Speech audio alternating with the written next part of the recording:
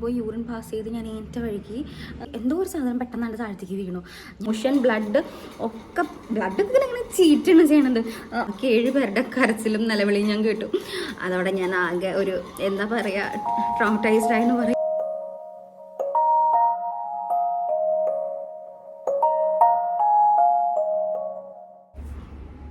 Hello, welcome back to my channel. അപ്പോൾ എൻ്റെ ഒരു പുതിയൊരു വീഡിയോയിലേക്ക് എല്ലാവർക്കും സ്വാഗതം. അപ്പോൾ ഇന്ന് ഞാൻ പറയാൻ പോണത് ഒരു എക്സ്പീരിയൻസ് ആണ് ഞാൻ ഷെയർ ചെയ്യാൻ പോണത്.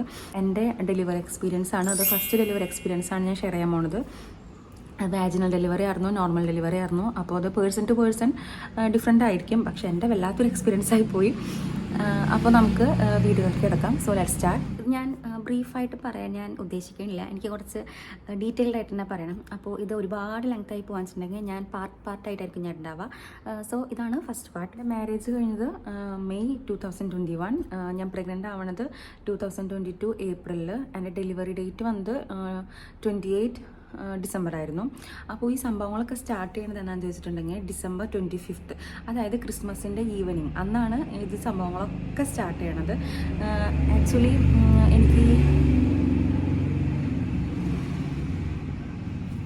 എൻ്റെ ഈ ഒരു പ്രഗ്നൻസി ജേർണിയിൽ എനിക്ക് തീരെ നോൺ വെജ് കഴിക്കാൻ പറ്റിയിരുന്നില്ല.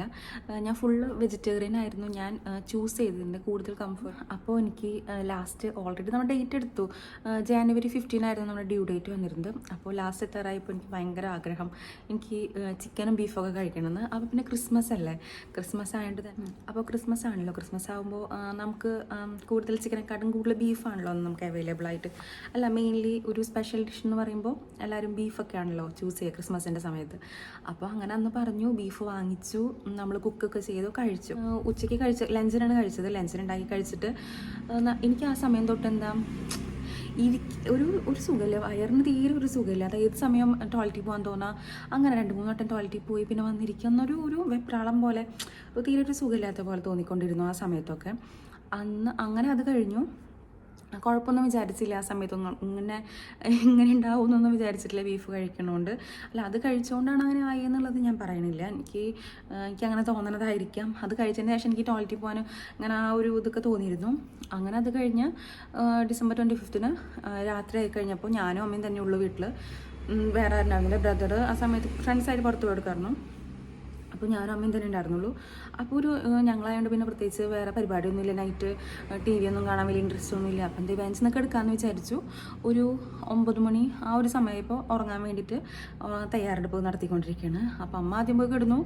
അപ്പോൾ ഞാൻ ബാത്റൂം പോയിട്ട് വരാട്ട് ബാത്റൂം പോയി യൂറിൻ പാസ് ചെയ്ത് ഞാൻ ഏറ്റ വഴിക്ക് എന്തോ ഒരു അൺയൂഷ്വൽ ആയിട്ടൊരു സംഭവം പെട്ടെന്ന് ഞാൻ നോട്ടീസ് ചെയ്തു. അതായത് നമ്മൾ പെട്ടെന്ന് എൻ്റെ വഴിക്ക് എന്തോ ഒരു സാധനം പെട്ടെന്നാണ് താഴത്തേക്ക് വീണു. മനസ്സിലായില്ല എന്താ ഈ സംഭവം എന്നുള്ളത്, എനിക്ക് മനസ്സിലായില്ല.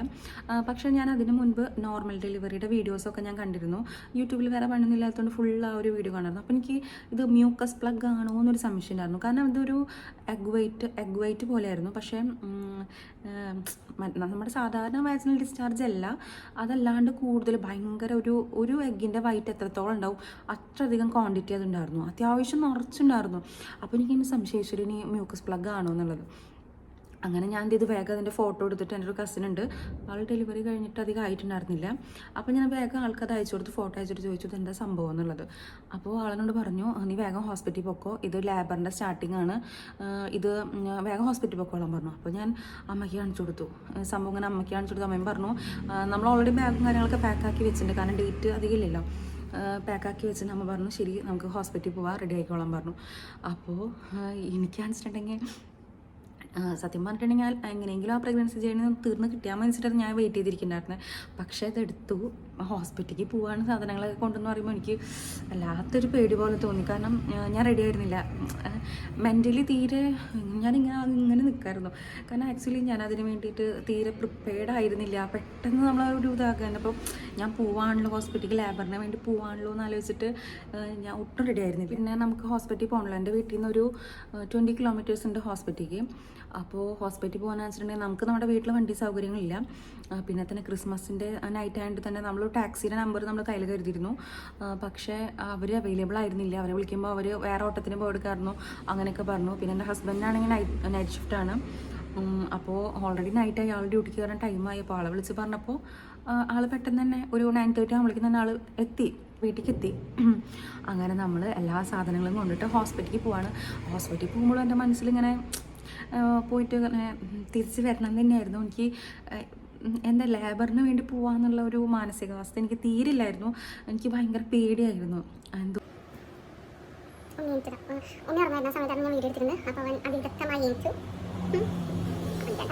നമ്മൾ ഹോസ്പിറ്റലിൽ എത്തിക്കഴിഞ്ഞപ്പോൾ ക്രിസ്മസ് നൈറ്റാണ്. ഒരാളില്ല ഹോസ്പിറ്റലിൽ, സെക്യൂരിറ്റിക്കാരനുണ്ട്. പിന്നെ എന്താ കാഷ്വാലിറ്റിയിൽ ഞങ്ങൾ എത്തിയ വെച്ച് തന്നെ എന്തോ ഒരു ആക്സിഡൻറ്റ് കേസ് വന്നു. അതല്ലാണ്ട് വേറെ ഒന്നുമില്ല ഹോസ്പിറ്റലിൽ, വേറെ ആരുമില്ല ഹോസ്പിറ്റലിൽ. അങ്ങനെ കാഷ്വാലിറ്റിക്കാണ് ഡയറക്റ്റായിട്ട് പോയത്. കാഷ്വാലിറ്റി എത്തി നമ്മൾ കോവിഡ് ടെസ്റ്റ് എടുത്തു. കോവിഡ് ടെസ്റ്റ് ഒക്കെ ചെയ്തു. നേരെ ലാബ് റൂമിലേക്കാണ് പോണത്. ലാബ് റൂമിൽ പോയപ്പോൾ അവിടെ 2 നഴ്സുമാരുണ്ട്, ഒരു ഡ്യൂട്ടി ഡോക്ടറുണ്ട്. അത്ര പേരുള്ളൂ, വേറെ ആരുമില്ല. ഫുൾ ബെഡുകളൊക്കെ ഒഴിഞ്ഞെടുക്കുക. ഞാൻ ഇത്രയും നാളായിട്ടും ഞാൻ ലാബ് റൂം ഞാൻ ആദ്യമായിട്ടാട്ടോ ഞാൻ കയറി കാണുന്നത്. പ്രഗ്നൻസിയുടെ ആ ഒരു ജേണിയിൽ ഞാൻ ആദ്യമായിട്ട് ലാബ് റൂം കയറി കാണുന്നത് ആ ഒരു ദിവസമാണ്. അപ്പോൾ ലാബ് റൂം എന്ന് പറയുമ്പോൾ ഈ ഇവിടെ രണ്ട് സൈഡിൽ ബെഡ് ഇട്ടുണ്ട്. എന്നിട്ട് ഓരോ ബെഡും ഓരോ കാർട്ടണിട്ട് തിരിച്ച് അങ്ങനെ ഫസ്റ്റ് ബെഡിൽ ഞാൻ കിടന്നിട്ട് അവരെന്നോട് എന്താ സംഭവിച്ചപ്പോൾ ഞാൻ പറഞ്ഞു ഇങ്ങനെ വൈറ്റ് ഡിസ്ചാർജ് ചെയ്തിരിക്കുന്നു, കൂടുതലായി കണ്ടു എന്നുള്ളത്. പക്ഷെ എനിക്ക് തോന്നുന്നു അവിടെ വേറെ ഡോക്ടേഴ്സ് ഇല്ലാത്തതുകൊണ്ടാണെന്ന് തോന്നുന്നു അവരെന്നോട് ഇത്തിരി ഹാർഡായിട്ട് പെരുമാറി, ഇത്തിരി റൂഡായിട്ട് പെരുമാറി. അപ്പോൾ അവരോട് ചോദിച്ചു, ഈ പ്രഗ്നൻസി ജേർണിയിൽ ഈ പ്രഗ്നൻ്റ് ആയിരിക്കുന്ന ടൈമിൽ വൈറ്റ് ഡിസ്ചാർജ് ഒക്കെ കാണുന്നത് നോർമലാണ്, അറിഞ്ഞൂടെ എന്ന് ചോദിച്ചു. ഇത് നോർമലാണ്, അതായത് ഈ ഇങ്ങനത്തെ പ്രഗ്നൻസി ടൈമിൽ ഈ വൈറ്റ് ഡിസ്ചാർജ് വരുന്നത് നോർമലാണെന്ന് അറിഞ്ഞുകൂടെ എന്ന് ചോദിച്ചു. അപ്പോൾ ഞാൻ പറഞ്ഞു എനിക്കിങ്ങനെ ഇത്ര അധികം പോകണത് നോർമലാണെന്ന് എനിക്കറിയില്ലായിരുന്നു, എനിക്കിത്ര നോർമലായിട്ട് തോന്നിയില്ല എന്ന് ഞാൻ പറഞ്ഞു. ഇത് എന്നിട്ട് ഞാൻ അവർക്ക്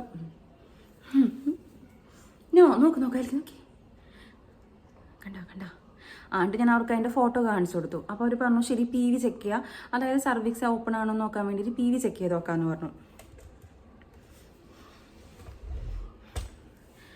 PV ചെക്ക് ചെയ്ത് നോക്കാമെന്ന് പറഞ്ഞു. അപ്പം ഞാൻ ഓക്കെ പറഞ്ഞിട്ട് അങ്ങനെ അവരെൻ്റെ PV ചെക്ക് ചെയ്തിട്ട് പറഞ്ഞു സർവിക്സൊന്നും ഓപ്പൺ ആയിട്ടൊന്നുമില്ല, വേണമെങ്കിൽ ഇന്ന് കിടന്നിട്ട് നാളെ ഡിസ്ചാർജ് ആവാം, എന്താ വേണ്ടതെന്ന് ചോദിച്ചു. അപ്പോൾ ഞാൻ പുറത്ത് വന്നിട്ട് ഞാൻ ചേട്ടനോടും അമ്മോടും ചോദിച്ചു എന്താ വേണ്ടതെന്ന് ചോദിച്ചു. അപ്പോൾ അവർ പറഞ്ഞു എന്തായാലും ഇന്ന് എന്തായാലും ഇതിപ്പോൾ വന്നില്ല, ഈ ടൈം ആയില്ലേ, ഇപ്പോൾ ഇന്ന് എന്തായാലും നിൽക്കാം, എന്നിട്ട് നാളെ ഡോക്ടറോട് ഡോക്ടർ അഭിപ്രായം ചോദിച്ചിട്ട് നമുക്ക് പോകാമെന്ന് പറഞ്ഞു. അപ്പോൾ ഞാൻ ഓക്കെ എന്ന് പറഞ്ഞു. പക്ഷെ PVനെ പറ്റി പറയുകയാണെങ്കിൽ ഈ PV ചെക്ക് ചെയ്തതും എൻ്റെ കിളി പോയി. അത്ര പെയിൻഫുള്ളായിരുന്നു, എനിക്ക് ഭയങ്കര പെയിൻഫുള്ളായിരുന്നു. പിന്നെ അത് കഴിഞ്ഞിട്ട് നമ്മൾ അന്ന് തന്നെ റൂം എടുത്തിട്ട് നമുക്ക് 1 മണിയാകുമ്പോഴേക്ക് ഞാൻ റൂമിലേക്ക് തിരിച്ച് വന്നു. അവിടെ നോക്ക് റൂമിലേക്ക് തിരിച്ച് വന്നു. റൂമിലേക്ക് വന്നിട്ട് അന്നത്തെ ദിവസം ഫുള്ള് എനിക്ക് നമ്മുടെ പാൻറ്റീസൊക്കെ ഭയങ്കരമായിട്ട് വെറ്റാവുക, ഭയങ്കരമായിട്ട് വെറ്റാവുക വെച്ചാൽ ഭയങ്കരമായിട്ട് വെറ്റാവുക, ഫുള്ള് വെള്ളം. അപ്പോൾ ഞാൻ വിചാരിക്കുക ഞാനിനി അറിയാണ്ട് യൂറിൻ പാസ് ചെയ്യണ്ടാവും. അവർ പറയണു സർവീക്സ് ഓപ്പൺ ആയിട്ടില്ല, ഒന്നും ചെയ്തിട്ടില്ല, ഒന്നും ആയിട്ടില്ല എന്നൊക്കെ. പക്ഷെ എനിക്കാന്ന് വെച്ചിട്ടുണ്ടെങ്കിൽ പാൻറ്റീസ് ഫുള്ള് വെറ്റായിക്കൊണ്ടിരിക്കുക, എന്താ സംഭവം എന്ന് അറിയില്ല. എനിക്കിതിന് മുൻപ് ഒരു വട്ടം 3rd മന്തിൽ എനിക്ക് ഇതേപോലെ തന്നെ ഒരു പെട്ടെന്ന് സബ് ക്രോണിക് ഹെമറോയിഡ്സ് എന്ന് പറഞ്ഞിട്ട് അതല്ല പിന്നെ എനിക്ക് വാട്ടർ ബ്ലോക്ക് ഉണ്ടായിട്ടുണ്ട്. അതായത് 3rd മന്തിൽ എനിക്ക് ഉണ്ടായിട്ടുണ്ട്, ബ്ലീഡിംഗ് ഒക്കെ ഉണ്ടായിട്ടുണ്ട്. അപ്പോൾ എനിക്ക് ഏകദേശം എന്താ സംഭവം എന്നുള്ളത്, ആ ഒരു സംഭവം എങ്ങനെയാണ് ഫീൽ ചെയ്യുക എന്നുള്ളത് എനിക്കറിയാം. പക്ഷെ അതുപോലെ തോന്നില്ല, പക്ഷെ വെള്ളം എന്തായാലും ലീക്കാവുന്നുണ്ട്, പക്ഷെ അതുപോലെ പൊട്ടിപ്പോണ പോലെ അതില്ല. പക്ഷെ എനിക്ക് ആ ഫസ്റ്റ് പോയിന്നു അല്ലേ മ്യൂക്കസ് പ്ലഗ് ഇറങ്ങിയത്, എനിക്ക് ആ ഒരു ഫീലിംഗ് തന്നെയാണ് ഡുംനിച്ച് പോണത്. അങ്ങനെ അന്നത്തെ ദിവസം കഴിഞ്ഞു. 25th കഴിഞ്ഞു, 26th കഴിഞ്ഞു. 26th ഡോക്ടർ ഇല്ല, 26th ഡോക്ടർ ഇല്ല. അപ്പോൾ 26th ഡോക്ടർ ഇല്ല സംഭവം. അങ്ങനെ പക്ഷെ ആ സമയത്തൊക്കെ എനിക്ക് PV ചെയ്യൽ അതിനൊരു കുറവില്ല. ഒരു 10-12 വട്ടെങ്കിലും എന്നെ PV ചെയ്തിട്ടുണ്ട്. അതോടെ എനിക്ക് മടുപ്പായി. PV ചെയ്ത് എനിക്ക് ആ പെയിനും കാര്യങ്ങളൊക്കെ കാരണം എനിക്ക് ഓൾറെഡി ഒരു ഭയങ്കര ഒരു ബുദ്ധിമുട്ടായി. അങ്ങനെ 27th പിന്നെ ഡോക്ടർ വരുന്നത്. ഡോക്ടർ ക്രിസ്മസ് ഒക്കെ ആയതുകൊണ്ട് തന്നെ ഒരു ഗൈനക്കോളജിസ്റ്റും ഉണ്ടായിരുന്നില്ല അന്നത്തെ ദിവസങ്ങളിൽ. ഇപ്പോൾ 27th ഡോക്ടർ വന്നപ്പോൾ അതുവരെ ലാബ് റൂമിൽ ഞാൻ തന്നെ ഉണ്ടായിരുന്നുള്ളൂ, അവർക്ക് എന്ത് ചെയ്യാനാണെങ്കിലും. പക്ഷേ 27th ആയി കഴിഞ്ഞപ്പോൾ ഡോക്ടർ വന്നും എന്താ പറയുക, പെരുന്നാൾ പോലെ നിറച്ച ആൾക്കാരായിരുന്നു. കുറേ തരം എനിക്കാന്ന് വെച്ചിട്ടുണ്ടെങ്കിൽ ആ സമയത്ത് പ്രത്യേകിച്ച് പെയിനും കാര്യങ്ങളൊന്നും ഇല്ല, വെറുതെ വന്ന് കിടക്കണ പോലെ തന്നെയായിരുന്നു 2 ദിവസമായിട്ട്. PV ചെയ്യുമ്പോൾ പെയിനുണ്ട്, PV ചെയ്യണതിൻ്റെ ഒരു പെയിൻ ഉണ്ടെന്നുള്ളൂ, വേറെ പ്രത്യേകിച്ച് ഒരു പ്രശ്നമില്ല. പക്ഷേ എൻ്റെ അപ്പുറത്തും കിടക്കണവർ അവരൊക്കെ ഭയങ്കര അബോർഷൻ കേസുകൾ അങ്ങനത്തെ കേസുകളൊക്കെ ആയിട്ട് ഭയങ്കര ഇത്. പിന്നെ 27th തന്നെ വേറെ ഏതോ ഒരു ഗൈനക്കോളജി, എൻ്റെ ഡോക്ടറല്ല വേറെ ഏതോ ഡോക്ടറിൻ്റെ ലാബർ ഉണ്ടായിരുന്നു. അപ്പോൾ ഞാൻ അവിടെ കിടന്നുകൊണ്ട് ഞാൻ എല്ലാം കാണാണ് ചെയ്യണത്. ഈ ലാബർ കഴിഞ്ഞ് വരണവൻ്റെ നോർമൽ ഡെലിവറിയാണ് മെയിൻലി എല്ലായിടത്തും അവിടെ നടക്കുന്നത് ഫുള്ള്. അപ്പോൾ അത് കഴിഞ്ഞ് വരണവരുടെ അവസ്ഥകൾ അതൊക്കെ കണ്ട് ഞാൻ അവിടെ ഇങ്ങനെ കിടക്കണം. അപ്പോൾ എൻ്റെ ഡോക്ടർ 27th വരുന്നു പറഞ്ഞു. അതിന് മുൻപ് എൻ്റെ വെജീന ക്ലീൻ ആണെന്ന് പറഞ്ഞു. ഇനി പക്ഷേ ഇനി വെള്ളം ലീക്ക് ആവുന്നത് ഇൻഫെക്ഷൻ കൊണ്ടുള്ള ആ ഒരു ഇതാണെന്ന് അറിയാൻ വേണ്ടി വെജിന ലീക്ക് ആണെന്ന് പറഞ്ഞു. അതിൻ്റെ ഉള്ളിൽ ക്യാപ്സ്യൂൾ വേണമെന്നൊക്കെ പറഞ്ഞു. അത് PV ചെയ്തിട്ട് അത് അങ്ങനെ പെയിൻ. അതിനിടയിൽ കൂടി ഈ വെജിന ക്ലീൻ എനിക്കെന്ന് വെച്ചിട്ടുണ്ടെങ്കിൽ ഞാനത് അവർക്കത് അലോ ചെയ്ത് കൊടുക്കാൻ എനിക്ക് ഒരിക്കലും മനസ്സിലായിരുന്നു. കാരണം അത്ര പെയിൻഫുൾ എന്ന് വെച്ചിട്ടുണ്ടെങ്കിൽ അത്ര പെയിൻഫുള്ളായിരുന്നു. എനിക്ക് തീരെ പറ്റിയിരുന്നില്ല. പക്ഷെ എന്താ ചെയ്യാൻ, എനിക്ക് വേറെ നിവൃത്തിയില്ല. അങ്ങനെ അതൊക്കെ PV കഴിഞ്ഞ് വാജിനൽ ക്ലീനിങ് ഒക്കെ കഴിഞ്ഞ് ഇൻഫെക്ഷൻ എല്ലാം അങ്ങനെ നമ്മുടെ ഡോക്ടർ വന്നു. ഡോക്ടർ വന്നു കഴിഞ്ഞിട്ട് ഡോക്ടറിനെ ചെക്ക് ചെയ്തിട്ട് പറഞ്ഞു സർവീസ് നോക്കണമെന്നില്ല, പക്ഷേ സ്കാൻ ചെയ്ത് നോക്കാമെന്ന് പറഞ്ഞു. അങ്ങനെ സ്കാൻ ചെയ്തപ്പോഴാണ് കാണുന്നത് നമുക്ക് അതിന് മുന്നേ 37 വീക്സിലാണ് ഈ സംഭവങ്ങളൊക്കെ ഉണ്ടാവുന്നത്. അതിന് മുൻപ് 36 വീക്സിലാണ് നമുക്കൊരു സ്കാനിങ് ഉണ്ടായിരുന്നു ഹോസ്പിറ്റലിൽ. അപ്പോൾ അതിൽ വന്നപ്പോൾ നമ്മുടെ വാട്ടർ ലെവൽ കാണിച്ചിട്ടുണ്ട് 12 13 അത്രയായിരുന്നു. പക്ഷേ ഈ വട്ടത്തെ സ്കാനിങ്ങിൽ നമ്മുടെ വാട്ടർ ലെവൽ കാണിക്കുന്നത് 6 ആയി. അതായത് അത്രയും കുറഞ്ഞിരിക്കുന്നു. 1 വീക്ക് കൊണ്ട് ഇത്രയും കുറയണമെന്ന് ഞാൻ പറഞ്ഞിരുന്നില്ലേ, എനിക്ക് ഭയങ്കര ലീക്ക് തോന്നിയിരുന്നു എന്ന്. അത് ആക്ച്വലി വെള്ളം പോയിക്കൊണ്ടിരിക്കുന്നത് തന്നെ ആയിരുന്നു. അപ്പോൾ ഡോക്ടർ പറഞ്ഞു പക്ഷെ വേറെ പ്രശ്നങ്ങളൊന്നും കാണിക്കണില്ല. അതായത് സർവിക്സ് ഓപ്പൺ ആയതിൻ്റെ പെയിനും എനിക്ക് അങ്ങനെയൊന്നുമില്ല, വേറെ പ്രശ്നങ്ങളൊന്നും കാണിക്കണില്ല. വേണമെങ്കിൽ ദേവിയൊക്കെ പോയിട്ട് നെക്സ്റ്റ് വീക്ക് വരാം.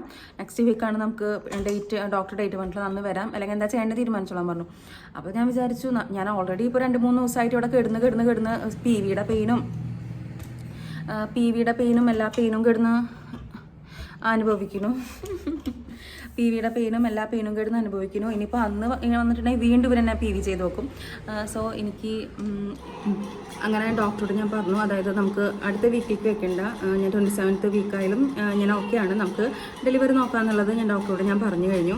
ഡോക്ടർ പറഞ്ഞു ഓക്കെ ശരി എന്ന് പറഞ്ഞു. എനിക്കത് ഭയങ്കര ഒരു ബ്രേവ് ഡിസിഷനൊക്കെ പോലെ തോന്നി ആ സമയത്ത്. കാരണം പിന്നെയും വന്നു കഴിഞ്ഞാൽ പിന്നെയും നമ്മൾ ആ പെയിൻ ഫുള്ള് സ്ട്രഗിൾ ചെയ്യണം. ഞാൻ അങ്ങനെയൊക്കെ കരുതിയത് ആ സമയത്ത്. കാരണം ഇപ്പോൾ ഓൾറെഡി PV ചെയ്ത് ഞാൻ ഒരു വഴി ആയിരിക്കണു. അപ്പോൾ പിന്നെ ഇനി ആദ്യമേ ചെയ്യേണ്ടി വരില്ല എന്നൊക്കെ ഞാൻ കരുതി. അല്ല എൻ്റെ തെറ്റിദ്ധാരണ മാത്രമായിരുന്നു. അങ്ങനെ 27 മോർണിംഗ് ആയിരുന്നു ഡോക്ടർ നമുക്ക് റൂമിലേക്ക് വന്നിരുന്നത്. ഡോക്ടർ പറഞ്ഞു ശരി ബാക്കി നഴ്സുമാർ വന്ന് അറിയിക്കുന്നു. ഓക്കെ. അപ്പോൾ നമ്മൾ എന്ത് ചെയ്തു, ലാബറിന് വേണ്ടി പ്രിപ്പയർ ചെയ്യാൻ പോവാണ്. അപ്പോൾ ഞാൻ എന്ത് ചെയ്തു, ഉച്ചയ്ക്ക് പോയിട്ട് നല്ല ചിക്കൻ ബിരിയാണി, ഞാൻ കിടന്നിരുന്ന ഹോസ്പിറ്റലിൽ നല്ല അടിപൊളി ബിരിയാണി കിട്ടും. അപ്പോൾ നല്ല ബിരിയാണിയൊക്കെ കഴിച്ച് ഇങ്ങനെ ഇരിക്കുകയായിരുന്നു. നല്ല ബിരിയാണിയൊക്കെ കഴിച്ച് സെറ്റായിരിക്കണം. അപ്പോൾ 2 ദിവസമായിട്ട് ഓൾറെഡി ഹസ്ബൻഡും വീട്ടുകാരും റൂമിലുണ്ട്. അപ്പോൾ അവരോട് പറഞ്ഞു വെച്ചാൽ വീട്ടിലേക്ക് പോയിട്ട് വന്നു. ഹസ്ബൻഡ് സിസ്റ്ററായിരുന്നു ഉണ്ടായിരുന്നത്. അങ്ങനെ അവർ തിരിച്ച് വീട്ടിൽ പോയി. അപ്പോൾ ഞാനും അമ്മയും മാത്രമേ ഉള്ളൂ. നമ്മൾ റെസ്റ്റ് എടുക്കാണ്, ഉച്ച സമയമാണല്ലോ. അങ്ങനെ ഒരു 4 മണി സമയമായപ്പോൾ ഒരു നേഴ്സ് വന്നു, വാതിൽ നോക്ക് ചെയ്തു. നമ്മൾ വാതിൽ തുറന്നപ്പോൾ പറഞ്ഞു വേഗം ഡ്രസ്സ് ചേഞ്ച് ചെയ്തിട്ട്, അതായത് നന്നായി കുളിച്ചിട്ട് ഡ്രസ്സ് ചേഞ്ച് ചെയ്തിട്ട് റൂമിലേക്ക് വന്നോളാൻ പറഞ്ഞു. അപ്പം ഞാൻ ഓൾറെഡി കുളിച്ചിട്ടുണ്ട്, പിന്നെ കുളിക്കാൻ നിന്നില്ല. ഡ്രസ്സ് വേറെ നല്ല എടുത്തിട്ടു. എനിക്ക് എന്തിനാണ് പോകണമെന്ന് എനിക്കറിയില്ല.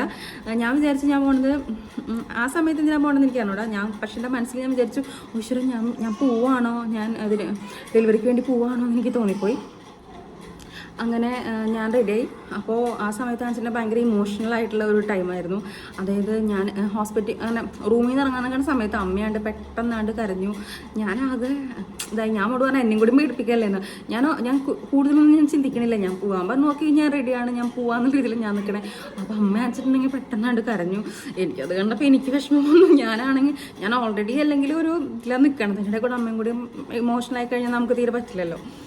അങ്ങനെ ഞാൻ ലാബ് റൂമിലേക്ക് ചെന്നപ്പോൾ എനിക്ക് അവിടെ ഫ്രണ്ട്സിനെ കിട്ടി. ഞങ്ങളന്ന് ഒരു 8 പേരുണ്ടായിരുന്നു. 8 പേരായിട്ടുള്ളൊരു ബാച്ചായിരുന്നു ഞങ്ങളന്ന്. അങ്ങനെ അവരൊക്കെ പരിചയപ്പെട്ട ഫുള്ളും എല്ലാവരും ഫസ്റ്റ് ഡെലിവറി തന്നെയായിരുന്നു. ഒരു കുട്ടി മാത്രമാണെന്ന് തോന്നുന്നു സെക്കൻഡ് ഡെലിവറി ഉണ്ടായിരുന്നു. അപ്പോൾ ആ കുട്ടി എക്സ്പീരിയൻസ് പറയുന്നത്. ഞങ്ങൾ പറഞ്ഞു വേണ്ട പറയണ്ട, പേടിപ്പിക്കണ്ട, കൂടുതലൊന്നും പറയണ്ട. അങ്ങനെ ഞങ്ങൾ വെയിറ്റ് ചെയ്തിരിക്കുകയാണ്. 4 മണി ആ സമയത്ത് ഡോക്ടർ വന്നിട്ട് നമ്മുടെ റിപ്പോർട്ടൊക്കെ നോക്കി. പിന്നെ PV ചെയ്യുമ്പോൾ മുൻപ് നോക്കുമ്പോൾ എനിക്ക് കുറച്ചും കൂടി കുഴപ്പമില്ലാന്ന് തോന്നി. PV ചെയ്ത് എനിക്ക് ആ സമയത്ത് എനിക്ക് വലിയ കുഴപ്പമില്ലാന്നല്ല, എന്നാലും പെയിനൊക്കെ ഉണ്ടായിരുന്നു. എന്നാലും നമ്മൾ ആ ഒരു അഡ്ജസ്റ്റ് ചെയ്യാൻ പഠിച്ചു. PVയുടെ പെയിൻ എങ്ങനെ വേണം നമുക്ക് കുറേ ചെയ്ത് നമ്മൾ പല രീതി നോക്കുമല്ലോ, എങ്ങനെ അഡ്ജസ്റ്റ് ചെയ്യണം എന്നുള്ളത്, ഏത് രീതിയിൽ നമ്മൾ ബലം പിടിച്ചാൽ PV സെറ്റ് ആവുക എന്നുള്ളതിലൊക്കെ ഞാൻ പഠിച്ച് കഴിഞ്ഞിരിക്കണം ഞാൻ ആ ടൈമായി. ഇതിന് മുൻപ് നമ്മളോട് പറഞ്ഞിരുന്നു ട്യൂബ് ഇട്ടിട്ടാണ് നമ്മൾ ഡെലിവറി എന്ന് പറഞ്ഞിരുന്നു. അപ്പം ഞാനത് റൂമിലിരുന്ന് ഞാൻ നോക്കിയിരുന്നു എങ്ങനെയാണ് സംഭവം എന്നുള്ളത്. അപ്പോൾ അന്ന് കണ്ടപ്പോൾ ഞാൻ പറഞ്ഞു അയ്യോ എനിക്കിങ്ങനെ പറ്റില്ല, മരുന്ന് വെച്ചിട്ട് അങ്ങനെ എന്തെങ്കിലും മതി അങ്ങനെയൊക്കെ ഞാൻ പറഞ്ഞിരുന്നു. കാരണം യൂട്രസിൻ്റെ ഉള്ളിലേക്ക് ട്യൂബ് ഇടുന്നതാണ്. എനിക്കത് അത്രയും പെയിൻഫുൾ ആവുമെന്ന് എനിക്ക് ട്യൂബ് ഇടുന്നത് എനിക്ക് വലിയ സുഖമായി തോന്നിയില്ല അത് കണ്ടപ്പോൾ തന്നെ. അത് കഴിഞ്ഞ് ട്യൂബ് ഇടാനായിട്ട് ഓരോരുത്തരെ കൊണ്ടുപോയി. അപ്പോൾ നമ്മൾ 8 പേരുണ്ടായിരുന്നു പറഞ്ഞു. അപ്പോൾ ഫസ്റ്റ് ഒരു കുട്ടി പോയി ലുലു എന്ന് പറഞ്ഞൊരു കുട്ടിയായിട്ട് ഫസ്റ്റ് പോയത്. പിന്നെ ഞാൻ കരുതി ഞാൻ പോവാന്ന്. കാരണം നമ്മൾ വെയിറ്റ് ചെയ്തിരിക്കും തോറും നമ്മൾക്ക് പേടി കൂടിക്കൊണ്ടിരിക്കുകയാണ് എന്താ എങ്ങനെയാണെന്ന് അറിയാണ്ട്. അപ്പോൾ ഫസ്റ്റ് ലുലു പോയി, സെക്കൻഡ് ഞാൻ അതിന് വേണ്ടിയിട്ട് നിൽക്കുകയാണ്. ഒരു 5 മിനിറ്റ് പരിപാടിയേ ഉള്ളൂ സംഭവം. പക്ഷേ ലുലു നമ്മൾ ഒരു വലിയൊരു ടേബിളിൽ കയറ്റി എടുത്തിട്ടാണ് ചെയ്യണത്. കാരണം ഡോക്ടർമാർ നിന്നിട്ടാണല്ലോ ചെയ്യുന്നത്. അപ്പോൾ അവർക്ക് ഫേസ് ടു ഫേസ് ചെയ്യാന്നുള്ള രീതിയിൽ. അപ്പോൾ ഇത് ഫസ്റ്റത്തെ ലേബർ റൂം, ഇത് സെക്കൻഡ് ലേബർ റൂം, ഇത് തേർഡ് ലേബർ റൂം, അങ്ങനെ കേട്ടോ. അപ്പോൾ ഇത് 3ാമത്തേക്ക് കൊണ്ടുപോയിട്ടുള്ളത്. അവിടെ വെച്ചിട്ടാണ് നമ്മുടെ ഡെലിവറിയും കാര്യങ്ങളൊക്കെ എടുക്കണം. ആ റൂമിലേക്ക് തന്നെയാണ് കൊണ്ടുപോയിട്ടുള്ളത്. അപ്പോൾ അവിടെ വെച്ചിട്ട് ലുലുവിനെ വെച്ചിട്ട് ഇവർ ട്യൂബ് ഇടുന്നത് ഞാൻ കണ്ടതും എനിക്ക് തലകറങ്ങി. സംഭവം എന്താ വെച്ചാൽ ഈ ട്യൂബ് ഇട്ട് കഴിഞ്ഞിട്ടുണ്ടെങ്കിൽ നമ്മുടെ മോഷൻ ബ്ലഡൊക്കെ ഇങ്ങനെ ചീറ്റാണ് ചെയ്യണത്, പ്ലസ് മോഷനും പോവുകയാണ് ചെയ്യണത്. അത് കണ്ടത് എനിക്ക് തലകറങ്ങി. എനിക്ക് പറ്റില്ല, എനിക്ക് വേണ്ടാന്നായി. അങ്ങനെ തലകറങ്ങിയിട്ട് ഞാൻ വേഗം ചിത്തെരിഞ്ഞിട്ട് ചെമരുമ തല ചാരി നിന്നു. കാരണം എന്നെ കൊണ്ട് ഇത് പറ്റില്ല. കാരണം അങ്ങനത്തെ ഒരു കാഴ്ച ഞാൻ കണ്ടത് ഭയങ്കര, എനിക്കിപ്പോഴും ആലോചിക്കുമ്പോൾ എൻ്റെ കൈയൊക്കെ വിറക്കണം. കാരണം അത്രയും ഒരു സീനാണ് ഞാൻ കണ്ടത്. അങ്ങനെ എൻ്റെ മട്ടുംഭാവം കണ്ടപ്പോൾ അവിടുത്തെ നേഴ്സ് പറഞ്ഞു മോള് പോയി ലാസ്റ്റ് വന്നാൽ മതി, അല്ലെങ്കിൽ റെഡി ആയിട്ട് മൊത്തത്തിൽ നോക്കിയായിട്ട് വന്നാൽ മതി എന്നുകൊണ്ട് പറഞ്ഞു. അപ്പം തന്നെ ഞാൻ തീരുമാനിച്ചു ഇനി ഞാൻ പോകണ്ടേ, ഞാൻ ലാസ്റ്റ് പോവുള്ളൂ എന്ന്. അങ്ങനെ ഞാൻ ലാസ്റ്റ് വേണ്ടി വെയിറ്റ് ചെയ്തിരിക്കുക. 8 പേരുടെ അല്ലേ, ബാക്കി 7 പേരുടെ കരച്ചിലും നിലവിളിയും ഞാൻ കേട്ടു. അതോടെ ഞാൻ ആകെ ഒരു എന്താ പറയുക, ട്രോമറ്റൈസ്ഡ് ആയെന്ന് പറയില്ലേ, ആ ഒരു സ്ഥിതിക്ക് എത്തി. ഞാൻ ആകെ അങ്ങോട്ടും സ്തംഭിച്ച് നിന്ന് പോവാണ്. പക്ഷെ എൻ്റെ എത്തിക്കഴിഞ്ഞപ്പോഴേക്കും ഒരു 8:30 സമയമായി, 8 മണി സമയമായി. അവർ ഡ്യൂട്ടിക്ക് ഇറങ്ങുന്ന സമയം. അപ്പോൾ അവർക്ക് തിക്കും തിരക്കും. പക്ഷെ എനിക്ക് വേണ്ട, എനിക്കങ്ങനെ ചെയ്യണ്ട. പക്ഷെ അവർക്ക് അനുസരിച്ച് ഡ്യൂട്ടിയിൽ നിന്ന് ഇറങ്ങാനുള്ള തിരക്കും കൊണ്ട് അവർ നിൽക്കുക, ആ ഒരു ഷിഫ്റ്റ് കഴിഞ്ഞ് ഇറങ്ങാനുള്ള തിരക്കുണ്ടേ. അപ്പോൾ എന്നെ ആ ട്യൂബ് ഇടാൻ വേണ്ടി എടുത്തിയ സമയത്ത് എൻ്റെ അപ്പുറത്തൊരു നേഴ്സുണ്ടായിരുന്നു. ദൈവം സഹായിച്ച് എനിക്ക് എപ്പോഴും ഭയങ്കരമായിട്ട് ഇമോഷണൽ സപ്പോർട്ട് ഉണ്ടെങ്കിൽ, അതായത് എൻ്റെ കൈ പിടിക്കാനൊക്കെ ഒരാളുണ്ടെങ്കിൽ, എന്നോട് എന്തെങ്കിലുമൊക്കെ സംസാരിച്ചൊക്കെ ഒരാളുണ്ടെങ്കിൽ ഞാൻ ഭയങ്കരമായിട്ട് കംഫർട്ടാവും. അതുകൊണ്ട് തന്നെ ഞാൻ ഒരു നേഴ്സിനെ വിളിച്ചിട്ട്, ഞാൻ അപ്പുറത്തൊരു സിസ്റ്റർ ഉണ്ടായിരുന്നു, ആ സിസ്റ്ററോട് ഞാൻ വിളിച്ചിട്ട് പറഞ്ഞു പ്ലീസ് എന്നെ ഒന്ന് എൻ്റെ അടുത്ത് വന്ന് നിൽക്കുമോ, എന്നോട് എന്തെങ്കിലുമൊക്കെ സംസാരിക്കുമോ എന്നൊക്കെ. അപ്പോൾ എൻ്റെ കൈയൊക്കെ പിടിച്ച് നിന്നിട്ട് എന്നോട് കുറേ വിശേഷങ്ങളൊക്കെ ചോദിച്ചു. അപ്പോൾ ആ ഒരു സംസാരിച്ച് നിൽക്കുന്നതിൻ്റെ ഇടയിൽ എനിക്ക് സത്യം പറഞ്ഞാൽ പെയിൻ ഉണ്ടായിരുന്നു, പക്ഷേ ഭയങ്കരമായിട്ട് റിലാക്സേഷൻ തോന്നി. കാരണം ഇത് അല്ലെങ്കിൽ ഞാൻ എപ്പോഴും എന്നുള്ള രീതിയിൽ ഞാൻ ഇങ്ങനെ കിടന്നേനെ. പക്ഷേ ഇട്ടപ്പോൾ ഒരു പെയിൻ, ആ ഒരു ടൈമിൽ പെയിൻ